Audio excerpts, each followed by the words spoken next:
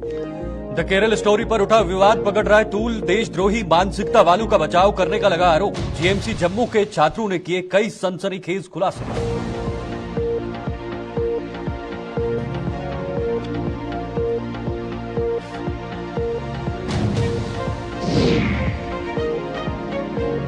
G20 सम्मेलन की शुरुआत पर हुंकार भरेंगे डेलीवेजर। अंतर्राष्ट्रीय समुदाय तक आवाज पहुंचाने का लिया प्रण। 22 मई को जम्मू में बड़े स्तर पर प्रदर्शन का लिया ऐलान।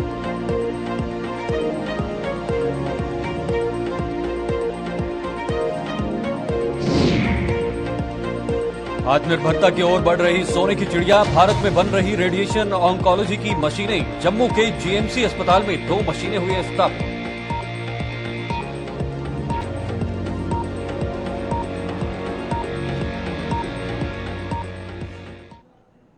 नमस्कार, जम्मू कश्मीर के इस खास बुलेटिन में आपका स्वागत है और मैं हूं आपके साथ शीतल शर्मा। खबरों की शुरुआत करते हैं। जम्मू के जीएमसी अस्पताल में सोमवार को फिल्म द केरल स्टोरी को लेकर 2 गुटों में हुई झड़प का मुद्दा गर्माता जा रहा है। जीएमसी की प्रिंसिपल ने कुछ छात्रों पर भले ही कार्रवाई करते हुए उन्हें कुछ महीनों के लिए निलंबित कर दिया हो, लेकिन कई अन्य छात्र इस कार्रवाई से सहमत नहीं आ रहे हैं, जिन्होंने आज प्रदर्शन कर कई अहम खुलासे किए हैं।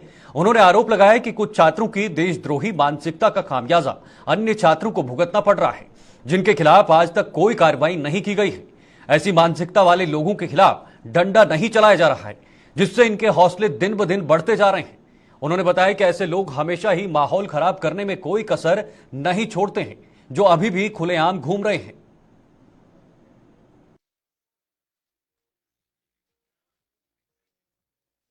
सामने आना चाहिए। अगर ऐसे लोग, इस मेंटालिटी के लोग एक्सपोज नहीं हुए, कल जाके कुछ भी कर सकते हैं। हॉस्टल में अगर एक मैसेज करने से 10 सेकंड के अंदर अगर 150 लोग इकट्ठा हो सकता है, और उनमें से भी कुछ ऐसे लोग हैं जो उस भीड़ को भड़का रहे हैं, जो बोल रहे हैं, जो ऐसे शब्द बोल रहे हैं कि कहाँ मरे हो आ जाओ। उनका मतलब क्या, आज इनका सफाया कर दें। मतलब ये एक बोलने वाली चीज़ है। एक भीड़ को एग्रेसिव करना, उसको ये चीज़ करना, ये कौन सा तरीका है? एज ए अगर आप डॉक्टर हो, डॉक्टर का ये प्रोफेशन में शोभा देता है, और ये लोग जो है, ये लोगों का बचाव क्यों हो रहा है? इन लोगों को एक्सपोज क्यों नहीं जा रहा है? हमेशा एक साइड की चीज़ क्यों दिखाई जा रही है? अभी आप प्रोटेस्ट प्रिंसिपल आए थे अभी, तो उन्होंने बोला कि हमसे मिलो, तो हमें एडमिनिस्ट्रेशन से वैसा कोई दिक्कत नहीं है, हम जाएंगे, हम उनसे बात करेंगे। अगर वो उनका अपना पहलू है, उस पर मैं कुछ बोल नहीं सकता हूँ। जो उन्होंने बोला, वो हमारे प्रिंसिपल डीन है, हमें उनसे कुछ नहीं है। जो वो बोले हम उनकी बात को फॉलो करें। हमारा सिंपल सी एक मांग है, वो ये है कि हॉस्टल में हर बार जब भी ऐसी चीज़ हो, 15 अगस्त हो, 26 जनवरी हो, कोई भी ऐसा इंसिडेंट हो, कोई केरला स्टोरी हो, द कश्मीर फाइल्स हो, कुछ भी ऐसा, जब मुद्दा होता है, उस टाइम पे ये मॉब बना के आते हैं और हिंदू लड़कों को टारगेट करते हैं। अगर जम्मू में ये हो रहा है तो कश्मीर में सोचो क्या होगा। ये हसलर मलिक करके एक लड़का है, ये जब भी कोई कश्मीर में कोई टेररिस्ट मारा जाता है, कोई आतंकवादी मारा जाता है, सुअर, तो ये इसके लिए स्टोरियां चढ़ाता है। ऐसे लोग हमारे कॉलेज में हैं, ऐसे लोग, इनको फ्री हैंड दिया जा रहा है, और इनको बचाया जा रहा है, और इनको शील्ड किया जा रहा है। अब ये देख लीजिए, ये है ये लड़का, ये 2020 के बैच से एमबीबीएस में यहाँ पर सिलेक्शन में आया है। 2000 के बायो में क्या लिखता है? IOK, Indian occupied Kashmir. Shot बनाए जो हमारे पास पड़े हुए हैं, उनकी फोरेंसिक इन्वेस्टिगेशन हो, और जो ये एविडेंस के फैब्रिकेटेड एविडेंस डाल रहे हैं और जो मैलिंजरिंग कर रहे हैं, उसकी इंक्वायरी हो और इनके ऊपर सख्त से सख्त कार्रवाई हो। ये शुरू करना, को पता ही है कि केरला स्टोरी के सपोर्ट में किसी लड़के ने अपने विचार दिए कि ये मूवी देखनी चाहिए। उसके बाद एक मॉब आता है 150 लोगों का, मुझे नहीं समझ आई वो इकट्ठा कैसे हुआ। 150 लोगों का मॉब इकट्ठा होता है और उसको मारता है। जिसने था, वो बच्चा था, छोटा फर्स्ट ईयर का था, उसने बोला कि यार अच्छी मूवी है, मैंने देखी है, देखनी चाहिए, अच्छी मूवी है। और जब उसको उसके साथ गाली गलौज छोड़ने लगी उस ग्रुप में कि तू ऐसी चीजें ग्रुप में क्यों डाल रहा है, और कुछ ऑब्सीन बातें लिखी गई जो मैं बता नहीं सकता हूँ यहाँ पर मीडिया में। प्रिंट मीडिया हमेशा एक पहलू को दिखा रहा है और एक पहलू को भी मैनिपुलेट करके दिखा रहा है। तो हमारी यही रिक्वेस्ट है कि सच पूरा बाहर आए। ये आप देखिए इन लोगों का मेंटालिटी, जो Indian occupied Kashmir social media पर ब्रांडिश करते हैं कि हम यहाँ रहते हैं इतने ब्रेजनली। जो ये ऐसे कह रहा है, मुकाइब शापू है इसका नाम, कह रहा है बेटा 60 होते ना तो पूरा डाइसेक्शन। ये है सेकंड ईयर का, देखिए सेकंड ईयर लिखा हुआ है इसके व्हाट्सएप के स्क्रीनशॉट में।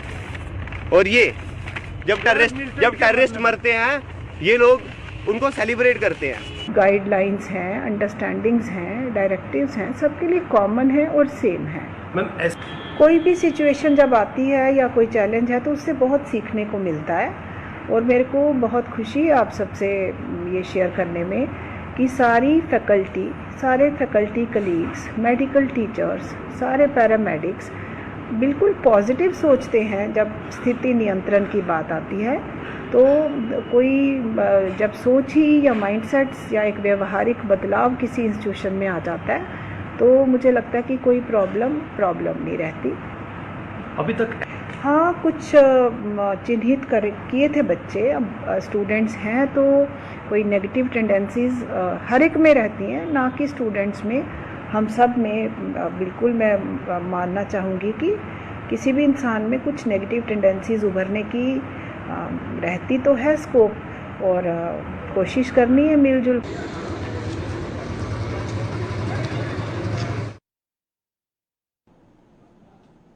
विश्व हिंदू परिषद की जम्मू कश्मीर इकाई द्वारा जम्मू में आज द केरल स्टोरी फिल्म की स्पेशल स्क्रीनिंग का आयोजन किया गया। यह फिल्म कई स्कूलों की छात्राओं को दिखाई गई। इस अवसर पर विश्व हिंदू परिषद के प्रदेश के कार्यकारी अध्यक्ष राजेश गुप्ता भी मौजूद थे। फिल्म की स्पेशल स्क्रीनिंग को लेकर राजेश गुप्ता ने कहा कि यह फिल्म सच्चाई को बयान करती है, जिसमें यह दिखाया गया है कि कैसे इस्लामिक कट्टरपंथी हिंदू और ईसाई लड़कियों को गुमराह कर और उनका धर्मांतरण करवाकर उनका शारीरिक और मानसिक शोषण करते हैं।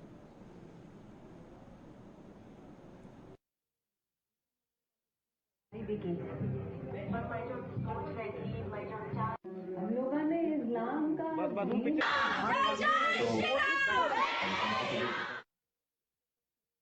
हम सत्य को एक्सपोज कर रहे हैं और सत्य को एक्सपोज करने की ये केरला स्टोरी के निर्माताओं के पहल उसका स्वागत कर रहे हैं। इस्लामिक जिहाद के नाम पर एक ऑर्गेनाइज्ड क्राइम भारत में महिलाओं और बच्चियों के साथ किया जा रहा है कि उनको मोटिवेट करके उसके बाद उनको इस्लाम के नाम पर कन्वर्ट करके फिर उनका शारीरिक मानसिक शोषण करना, ये एक बहुत सारे लोगों का काम बन गया है जो इस्लाम के नाम पर ऐसा कर रहे हैं। ये फिल्म उन सब लोगों को एक्सपोज करती है और साथ में बच्चियों और माताओं के बीच में एक अवेयरनेस क्रिएट करती है। उस अवेयरनेस को लेकर के हमारा प्रयास है कि ये अवेयरनेस जो है हर घर तक पहुंचे, हर माता और बहन तक पहुंचे, हर बच्ची तक पहुंचे, ताकि वो सजग हो सके। आगे बढ़ते हैं। पिछले करीब 11 महीने से अपनी मांगों को लेकर आंदोलन कर रहे जल शक्ति विभाग के डेली वेजरों ने जम्मू कश्मीर में 22 मई से शुरू होने जा रही G20 सम्मेलन के पहले ही अंतर्राष्ट्रीय स्तर पर अपनी आवाज बुलंद करने का ऐलान किया है। 22 मई को इन डेली वेजरों के आंदोलन के 11 महीने पूरे हो रहे हैं, जिन्होंने ऐलान किया है कि वो भी G20 सम्मेलन की शुरुआत पर 22 मई को जम्मू में बड़े स्तर पर प्रदर्शन कर अपनी आवाज इस सम्मेलन में विदेशों से आए हुए प्रतिनिधियों तक भी पहुंचाने का काम करेंगे। जम्मू में आज प्रदर्शन करते हुए इन डेली वेजरों ने बताया कि इससे अगर जम्मू कश्मीर और हमारे देश की छवि धूमिल होती है तो इसके लिए वो नहीं बल्कि जम्मू कश्मीर का प्रशासन जिम्मेदार होगा।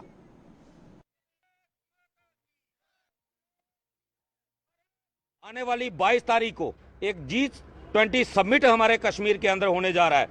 मैं अपने सभी तमाम डिस्ट्रिक्टों के डेली वेजर साथियों से ये आह्वान करना चाहता हूं, आप लोग सभी 22 तारीख के लिए तैयार रहें। आज हम जम्मू कश्मीर के सिक्योरिटी के रीजन जो देख रहे हैं कि सिक्योरिटी बहुत रेड अलर्ट पे रखी गई है। अगर सिक्योरिटी हमें अलो करती है तो 22 तारीख को जम्मू के अंदर एक बड़ा प्रदर्शन हो सकता है, और उसका कारण एक ये भी है कि 11 महीने उस दिन हमारे पूरे हो जाएंगे। 22 जून 2022 से लगातार हम लोग धरने पे बैठे हुए हैं, और उस प्रदर्शन की वजह से अगर हमारे बाहर से आए हुए, विदेशों से आए हुए प्रतिनिधियों के सामने जम्मू की छवि दागदार होती है या भारत की छवि दागदार होती है, उसके लिए एलजी प्रशासन खुद जिम्मेदार रहेगा। हमारे प्रदर्शन की वजह से कोई भी बदनामी का दाग अगर जम्मू कश्मीर प्रशासन पे या केंद्र सरकार पे लगता है तो उसके लिए एलजी प्रशासन और भारतीय जनता पार्टी का जम्मू कश्मीर का यूनिट जिम्मेदार रहेगा। मौजूदा समय में हमारा देश कितना आत्मनिर्भर हो चुका है, इसका एक और सबूत देखने को मिल रहा है। जम्मू के जीएमसी अस्पताल में इस अस्पताल में स्थापित की गई रेडिएशन ऑन्कोलॉजी की 2 मशीनें भारत में निर्मित हैं, और देश के प्रधानमंत्री ऐसी ही कुछ मशीनें दूसरे देशों को डोनेट भी कर चुके हैं। देश के परमाणु ऊर्जा विभाग द्वारा निर्मित ये मशीनें कैंसर से जूझ रहे मरीजों के इलाज में बेहद कारगर साबित हो रही हैं, जिनमें से एक को शुरू भी कर दिया गया है। वहीं रेडियोलॉजी डिपार्टमेंट के हेड डॉक्टर आशुतोष गुप्ता ने बताया कि दूसरी मशीन को शुरू करने की अनुमति मिलने की प्रक्रिया पूरी की जा रही है और जल्द ही उसे भी इस्तेमाल में लाना शुरू कर दिया जाएगा। बड़ी खुशी हो रही है कि जो हमारे जीएमसी में रेडिएशन ऑन्कोलॉजी की मशीन आई हैं वो टोटली मेड इन इंडिया हैं, अंडर आत्मनिर्भर भारत के अंदर ये दोनों मशीनें डिपार्टमेंट ऑफ एटॉमिक एनर्जी ने डेवलप की हैं। तो वी आर वेरी फॉर्चुनेट कि 2 मशीन्स हमारे यहाँ लगी हैं टोटली मेड इन इंडिया। वो बड़े प्राइड के साथ मैं बोलता हूँ कि यही मशीनें हमारे जो प्रधानमंत्री मोदी साहब ने काफ़ी कंट्रीज़ को डोनेट भी की हैं, गिफ्ट भी की हैं। तो बड़े और बहुत अच्छी वर्किंग बहुत अच्छी है, टोटली ये फ्लॉलेस वर्किंग है इनकी। एक मशीन जो सिमुलेटर है वो तो हमने स्टार्ट कर दी है, फंक्शनल है। दूसरी मशीन जो हमारी टेलीकोबाल्ट है भाभाट्रॉन, वो बहुत ही जल्दी विद इन ए मंथ हम एक्सपेक्ट करते हैं कि इसको फंक्शनल कर देंगे, subject to approvals from the atomic energy regulatory board, जिसमें हम लगे हुए हैं और डेटा सारा इकट्ठा करके सारा डेटा हमें सबमिट करना पड़ता है और वहाँ से परमिशन आती है। बहुत जल्दी हम एक्सपेक्ट कर रहे हैं कि विद इन ए मंथ ये मशीन भी चालू हो जाएगी। कम 8-10 करोड़ की लागत की लगी हैं और ये बिल्कुल ही एक चेंज करेंगी हमारे सिनेरियो को। और ये जो मशीन है रोज़ के 80 से 90 कैंसर पेशेंट को ट्रीट इजीली कर सकती है और इसकी लाइफ 12 से 15 साल है। तो हमारे पास इनफ एक्सपर्टाइज है इस मशीन को चलाने में। और साथ में ये भी ऐड करता हूँ, जो स्टेट कैंसर इंस्टीट्यूट बन रहा है उसमें हमारा जो पेट स्कैन और लीनियक आ रहे हैं उसके ऑर्डर्स प्लेस हुए हैं। तो बहुत ही जल्दी with in 4 to 6 months Jammu में जो कैंसर ट्रीटमेंट की फैसिलिटीज़ होंगी वो एट पार होंगी with rest of the country. चलिए खबरों में आगे बढ़ते हैं। बाहरी राज्यों से मवेशियों की तस्करी कर उन्हें कश्मीर घाटी ले जाने वाले तस्करों को अब अपनी करनी का फल भोगना पड़ रहा है। उधमपुर के तोलड़ी नाला इलाके में आज गौवंश को कश्मीर ले जा रहा एक ट्रक सड़क के बीचों बीच पलट गया, जिसमें 2 गौवंश घायल हो गए हैं। इस ट्रक में 9 मवेशियों को लादकर कश्मीर ले जाया जा रहा था, जिनमें से एक की टांग टूट गई है, जबकि एक गर्भवती गौवंश भी गंभीर रूप से घायल हो गया। ट्रक में सवार तस्कर हालांकि मौके से फरार हो गए और हादसे की सूचना मिलते ही लोग मौके पर पहुंचे व पुलिस को भी सूचित कर दिया। इसमें 9 के करीब गौ माता थी। ये ट्रक मेरे ख्याल से जो पलटा है वो निंद्रा के कारण पलटा हुआ और जिसने नहीं मरना है वो नहीं मरेगा। ये लोग तो उसको काटने के लिए लेके जा रहे थे, बट परमात्मा अभी ऊपर है, जो ऊपर से देख रहा है, तभी इनका ट्रक पलटी हुआ है और तभी एक गौ माता बची है। एक गौ माता की टांग टूट गई है, दूसरे के पेट में बच्चा है, बड़ी बुरी हालत है, उनको लगी हुई है। अभी हमने डॉक्टर से बात की हुई है, उपचार इनका होगा। अभी मौके पे पुलिस भी यहाँ पर आई है। मैंने यहाँ के SHO साहब को यहाँ पर फ़ोन किया, बट इसमें ये बताया गया कि इसके पास परमिशन थी, बट परमिशन ये थी कि इस गाड़ी को रिलीज़ किया गया पहले का। फिर दूसरी बार ये परमिशन कहाँ से आ गई? कोई परमिशन नहीं है, फेक परमिशन है। मेरा ये LG साहब से एक ही रिक्वेस्ट है कि ये जो गौ हत्या हो रही है, गोवंश की हत्या हो रही है, ये नहीं होनी चाहिए। आने वाले दिनों में हम लोग ये बर्दाश्त नहीं करेंगे। अगर आप स्कैनर लगा दोगे तो ये गौ हत्या टोटली बंद हो जाएगी। एक तरफ सरकार गरीब लोगों को प्रधानमंत्री आवास योजना के माध्यम से पक्के मकान देने के दावे कर रही है, तो वहीं थन्ना मंडी के मंगोटा पंचायत के रहने वाले मकबूल शाह ने इस योजना के नाम पर पंचायत के सदस्यों और ग्रामीण विकास विभाग के कर्मचारियों पर भ्रष्टाचार करने का आरोप लगाया है। मकबूल शाह का आरोप है कि इस योजना का लाभ देने के नाम पर इन लोगों ने उससे 10,000 रुपए की रिश्वत भी ली है, लेकिन 3 साल गुजरने के बावजूद भी उसे इस योजना का लाभ नहीं दिया है।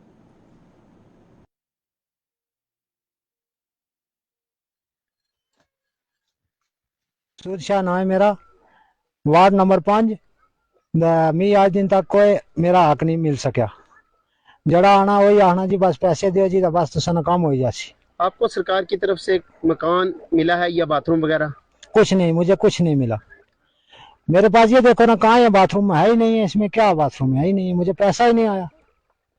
ये कहता है बस दे दो मुझे 2,000 रुपया दे दो तो मैं आपका अकाउंट में पैसा दे दूंगा। मैंने सरपंच साहब को दिया 1,000 रुपया ऑनलाइन का, उसके बाद फिर सरपंच साहब को 5,000 दिया, उसके बाद GR गुलाम सिबक उसको दिया 2,000 रुपया, फिर दूसरा गुलाम सिबक GR आया, उसको मैंने 2,000 रुपया दिया। आज दिन तक मैं देख रहा हूँ मुझे पैसा नहीं आया। अब आप हुकूमत और जिला तरक्याती कमिश्नर राजौरी से क्या चाहते हैं? मैं DC साहब के पास जाऊंगा, उनको भी यही कहूंगा मुझे हक नहीं मिला, मुझे हक चाहिए मेरा। इससे पैसे लिए हैं, सरपंच साहब ने लिए हैं, गुलाम सिबक आए हैं, 2 उन्होंने पैसे लिए हैं। इसको मकान एवाई का केस देना था, इसको कुछ भी नहीं दिया। ये सफ़ेद पोश गरीब आदमी है, कुछ काम नहीं कर सकता है सर। ये इसके पाँव जो है वो एक गलाड़ी से पाँव इसका कटा हुआ है, ये चल भी नहीं सकता अच्छी तरह से। तो इससे पैसे लिए हैं, इसको बाथरूम देना था, इसको मकान एवाई का केस देना था, इसको कुछ भी नहीं दिया है सर। इसके साथ इंसाफ किया जाए।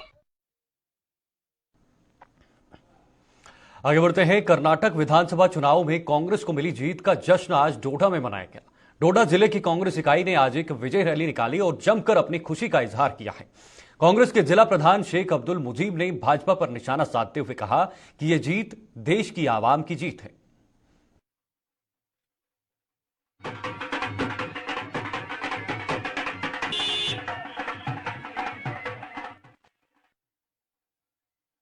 की लीडरशिप की, वहां के लोगों की जीत है, ये पूरे हिंदुस्तान की जीत है। ये मैडम सोनिया गांधी जी की जीत है, मल्लिकार्जुन खड़गे जी की जीत है, राहुल गांधी और प्रियंका गांधी जी की जीत है।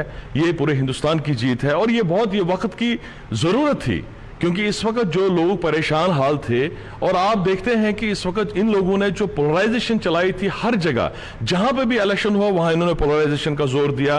चंद महीने पहले हिमाचल में इलेक्शन हुए, वहां पे भी इन्होंने कोशिश की कि हिमाचल में पोलराइजेशन करके ये जीते, लेकिन लोगों ने पहले ही अपने व्यू दिए थे, अपना ओपिनियन उनका पहले आ गया था कि हमने कांग्रेस को, सेकुलर पार्टी को हमने वोट देना है और यहाँ की डेवलपमेंट को वोट देना है, क्योंकि वहां भी लोगों का यही रोना था कि यहाँ बेरोजगारी हद से ज्यादा है, कीमतें आसमान छू रही हैं। और वही हाल कर्नाटक में भी था। लोगों ने यह साबित कर दिया कि इस वक्त लोग चाहते हैं डेवलपमेंट, लोग चाहते हैं हिंदू मुस्लिम भाईचारा, लोग चाहते हैं बेरोजगारी को खत्म करना, लोग चाहते हैं जो कीमतें आसमान छू रही हर एक चीज की उसको कम करना। और ये शुरुआत है कर्नाटक के से शुरू हुई, क्योंकि आपको पता है कर्नाटक जो है ये मेन गेट है साउथ इंडिया का, और इंशाल्लाह हमें उम्मीद है कि इसकी जो वेव पूरे हिंदुस्तान में चली जाएगी और हमें पूरी उम्मीद है कि भारतीय जनता पार्टी की उल्टी गिनती शुरू हो गई।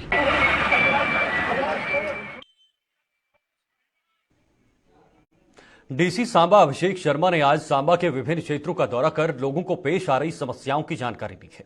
इनमें कुछ समस्याओं का समाधान उन्होंने मौके पर किया, जबकि अन्य समस्याओं के हल के लिए अधिकारियों को निर्देश जारी किए हैं। उन्होंने बताया कि अधिकतर क्षेत्रों में लोग पानी की परेशानी से जूझ रहे हैं और इसके हल के लिए जल्द ही एक रणनीति बनाई जाएगी और लोगों की इस दिक्कत को हल कर दिया जाएगा।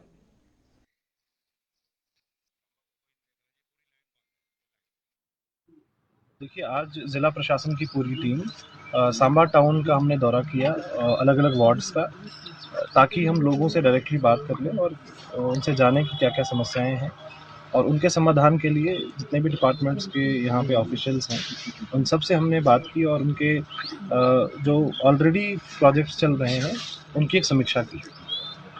जहाँ तक इश्यूज़ का सवाल है, तो जितने भी इश्यूज़ रेज हुए हैं, खासकर सबसे बड़ा इशू पानी को लेके एक ड्रिंकिंग वाटर का प्रॉब्लम है।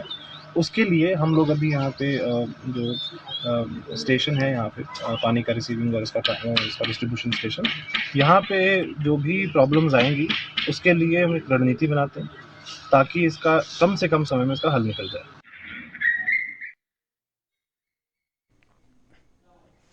इधर पुंछ में स्वच्छता जागरूकता कार्यक्रम का आयोजन किया गया, जिसमें डीसी पुंछ यासीन अहमद चौधरी मुख्य रूप से मौजूद थे। कार्यक्रम के दौरान डीसी पुंछ स्वच्छता जागरूकता अभियान वाहन को अपनी शुभकामनाओं के साथ रवाना किया। यह वाहन जिले के विभिन्न गांवों में जाकर ग्रामीणों को स्वच्छता के प्रति जागरूक करेगा। इस अवसर पर असिस्टेंट कमिश्नर पंचायत नईमुल निसा भट्टी और ग्रामीण विकास विभाग के अधिकारियों के साथ साथ स्कूली बच्चे भी मौजूद थे।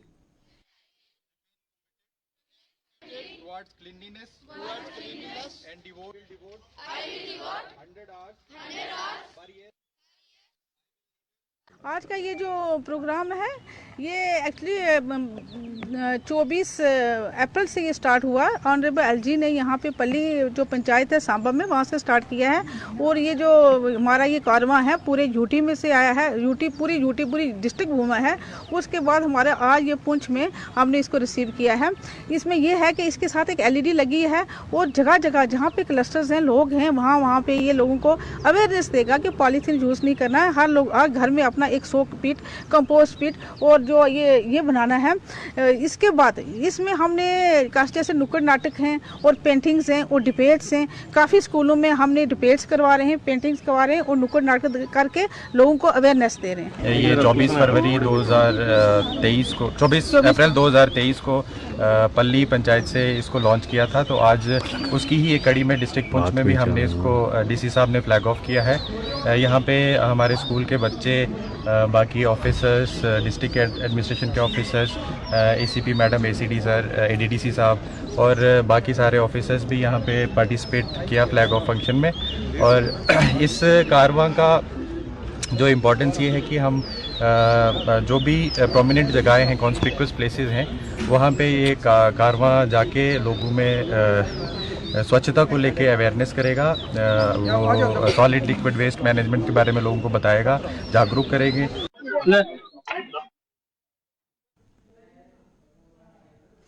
गुजर समुदाय के शिष्टमंडल ने भाजपा के एसटी मोर्चा के यूटी के उप प्रधान मोहम्मद शरीफ की अगुवाई में आज डीसी कठवा राकेश मनहास से भेंट की है। इस दौरान शिष्टमंडल के सदस्यों ने प्रशासन से उन्हें ढोंकू की ओर जाने के लिए वाहन उपलब्ध करवाने की मांग की है। मोहम्मद शरीफ ने बताया कि जिस तरह से प्रशासन ने बकरवाल समुदाय के लोगों को पहाड़ों की ओर जाने के वाहन उपलब्ध करवाए थे, उसी तर्ज पर गुज्जर समुदाय के लोगों को भी यह सुविधा दी जानी चाहिए ताकि वो भी बिना किसी परेशानी के अपने ढोंकू तक पहुंच सके।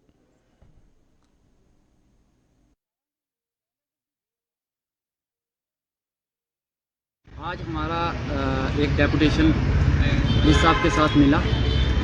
देखिए, जो पिछले साल यहाँ पर ट्राइबल डिपार्टमेंट की तरफ से जम्मू कश्मीर यूटी में 100 से ज़ायद गाड़ियाँ दी गई, जो हमारे खानाबदोश लोग हैं, ट्राइबल लोग हैं जो डेरा मूव करते हैं उनके लिए। तो उसी विषय पे पिछले साल भी कुछ हमें दिक्कतें आई थी, तो इस साल भी अब हमारे जो हमारी बकरवाल बरादरी के लोग हैं तकरीबन यहाँ से जा चुके हैं। तो अब हमारे जो गुज्जर भाई हैं, हमारी गुज्जर बरादरी के लोग हैं, तो अब इन्होंने पहाड़ों का रुख करना है। जैसे आपको पता है यहाँ से सरथल वैली है, भद्रवा है, जाई है, ये यहाँ पे शायद कुछ लोग लद्दातार में भी जाते हैं, वो सारे हमारे सरथल है।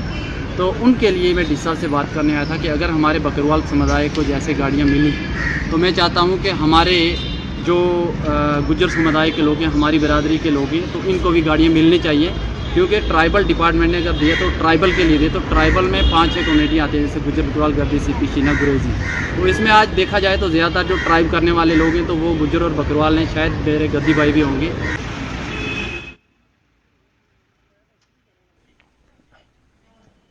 फिलहाल के लिए इस बुलेटिन में इतना ही। मुझे दीजिए इजाजत। नमस्कार।